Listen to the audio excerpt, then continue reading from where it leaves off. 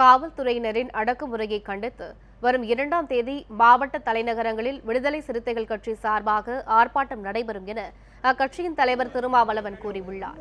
சென்னை 1000 விளக்கு பகுதிக்கு உட்பட்ட நக்கீர நகரில் கலவரத்தால் பாதிக்கப்பட்ட மக்களை சந்தித்து ஆறுதல் கூறிய விடுதலை சிறுத்தைகள் கட்சித் தலைவர் திருமாவளவன் பின்னர் செய்தியாளர்களை சந்தித்தார்.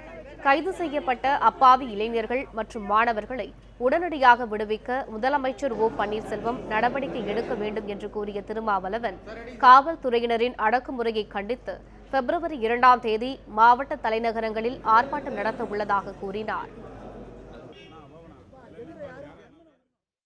பிப்ரவரி 2வது வாரத்திற்குள்ளாக இந்த நடவடிக்கைகளை இந்த தீர்மானத்தை முன்மொழிவதற்கு இந்திய அரசு முன்வரவில்லை என்றால் ஒவ்வொரு அமைப்பின் சார்பிலும் ஒவ்வொரு நாளும் தொடர் முற்றுகை போராட்டத்தை மத்திய அரசு அலுவலகங்களின் முன்னால் நடத்துவோம்.